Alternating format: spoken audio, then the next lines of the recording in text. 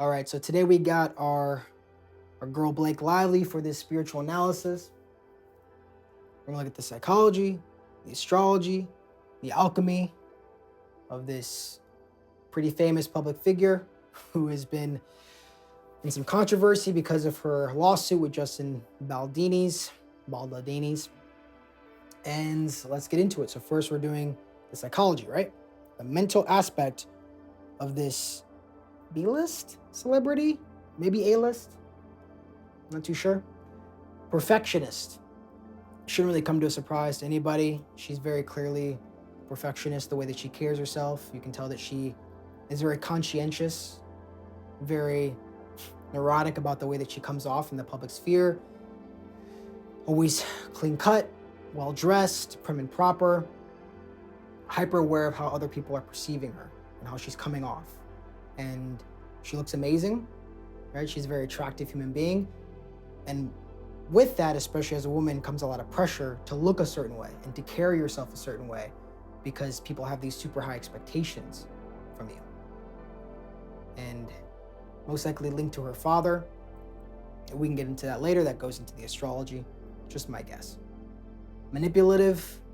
Now, how much she's lied about the Justin Baldini interactions or the, accusations and everything, I don't know. Who knows? That's for them to decide in court.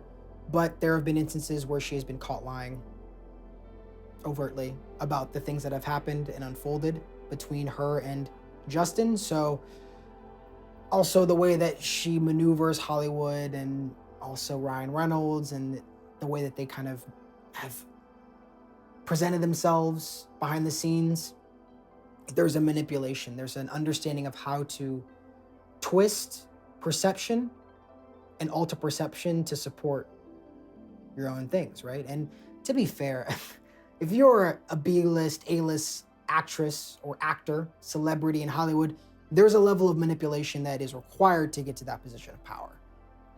There's always going to be somewhat, right? Some amount of manipulation, some use of the 48 laws of power, some Machiavellian tools in the tool belt to gain that level of status. So I can just tell there is like this kind of passive aggressive perfectionist manipulation going on of how she wants people to perceive her in a certain way, and she's willing to do underhanded or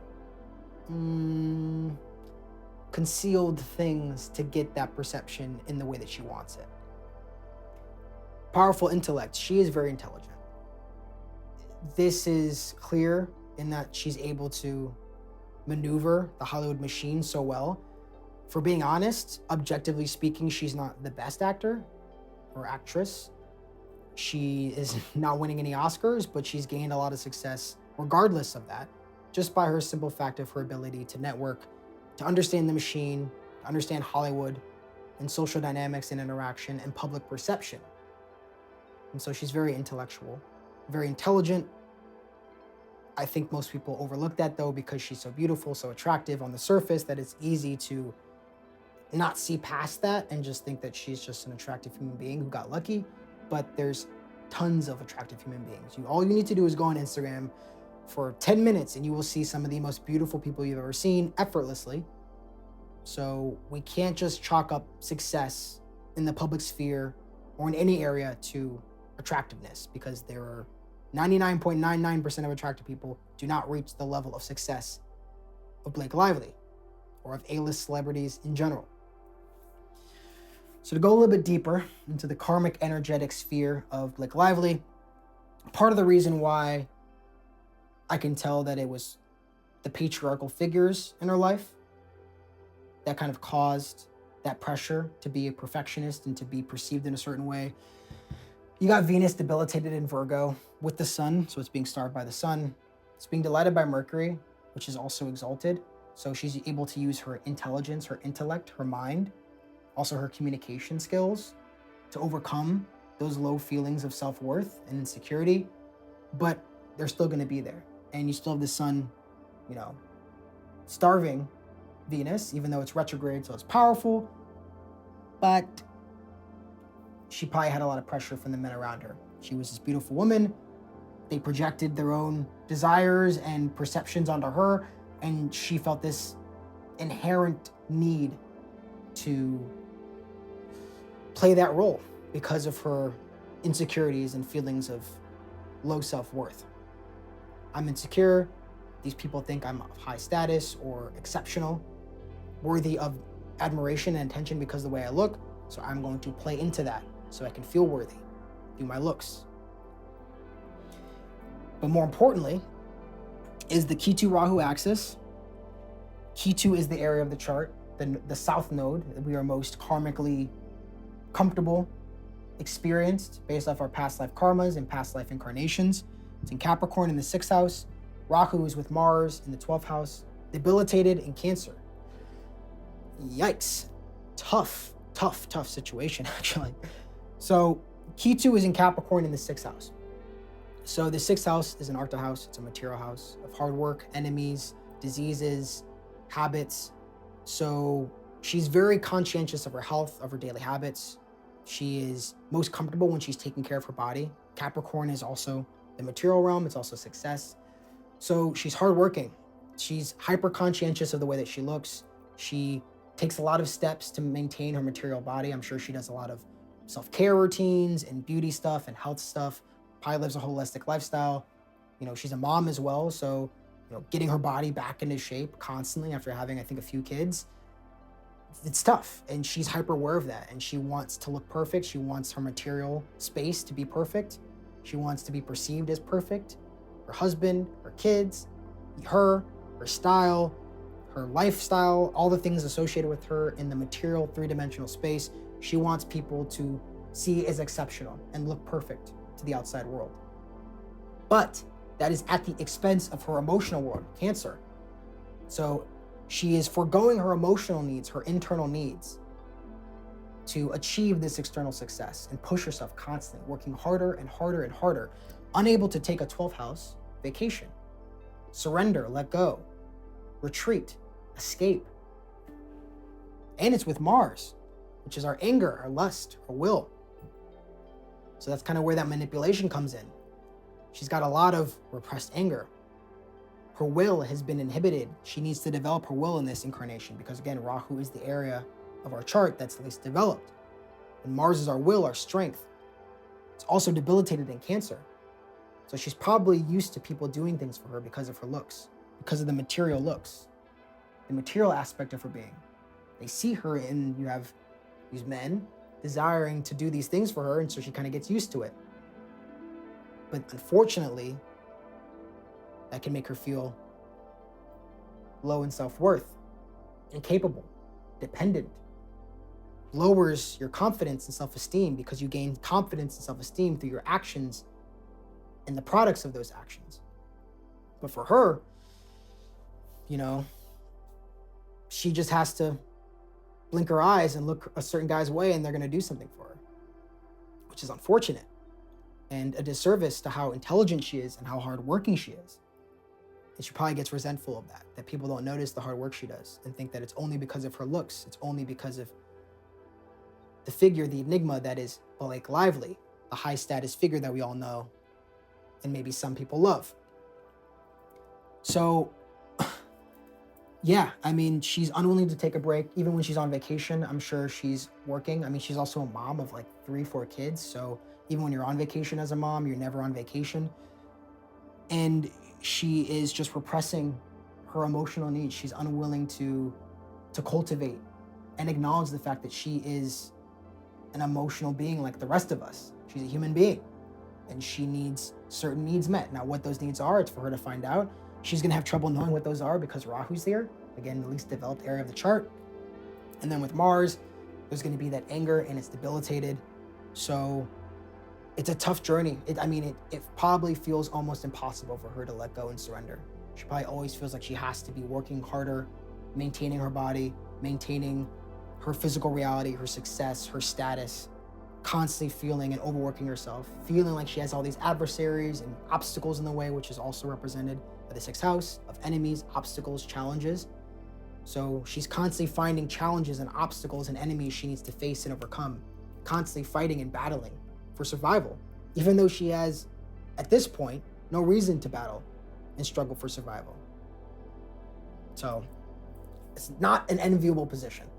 So with all that said, if she was my client, Blake Lively, watching this video or working with me one-on-one, what advice would I give her?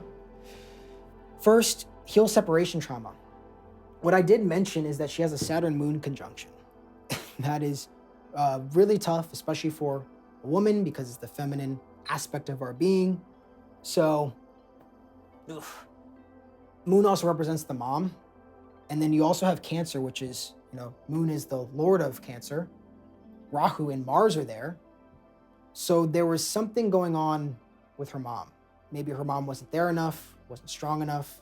Maybe her mom was similar to her in the sense that her mom was beautiful and a lot of men just did stuff for her, so she didn't develop her own will, her own volition, her own autonomy and independence and strength. So there's something going on with the mom. And the moon represents the first year of our life. It's when we breastfeed and are supposed to be skin-to-skin contact with our mom the entire time. So there is definitely some deep separation trauma that she should focus on by doing the inner work. I would guide her on a meditation, go into her subconscious mind to transform this part of herself.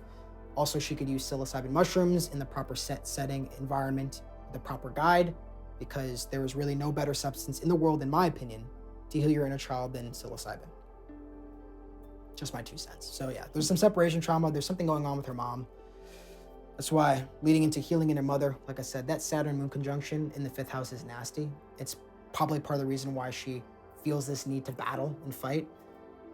I'm obviously not privy to what exactly goes on behind closed doors when it comes to her and who's her husband? Ryan Reynolds, handsome fella.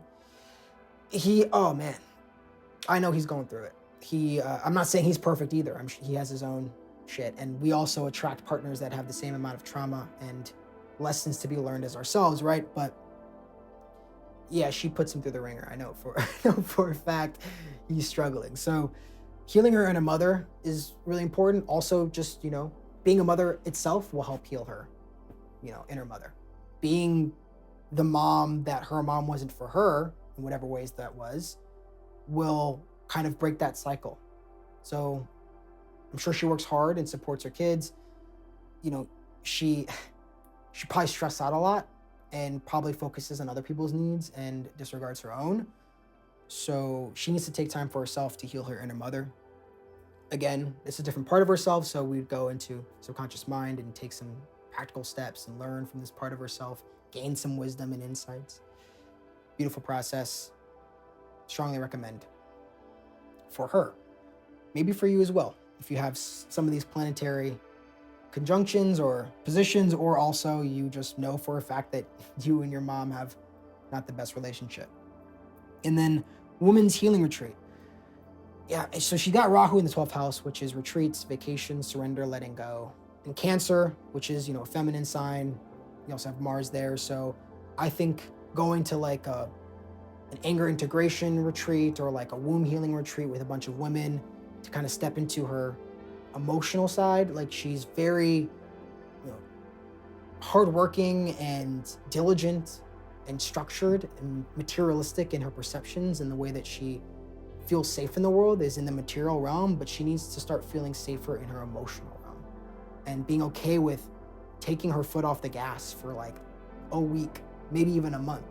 And she has the funds, she can maybe even take her kids on a vacation and actually be on vacation as opposed to running herself dry. But yeah, she needs a break, man. She's been overworked, she's stressed, and she's constantly battling even though she doesn't have to. And it's slowly deteriorating her, and it's being seen on the world stage. I mean, this is why I focus on public figures, is because we can kind of all see the mistakes they make, and we can kind of see how in ourselves we might do some of the same things, right? She's not an evil person, I don't think she is genuinely malicious or evil or anything. I just think that she feels this need that she has to fight for her survival and to overcome people who she believes are standing in her way, when in reality, she's got to take a break. She's got to take a break and chill out and focus on developing that emotional connection with herself. Now, if you need help healing your own inner mother or inner child, and you want a step-by-step guide and process, you can get the transformation guide link in the description. I appreciate your time. Thank you.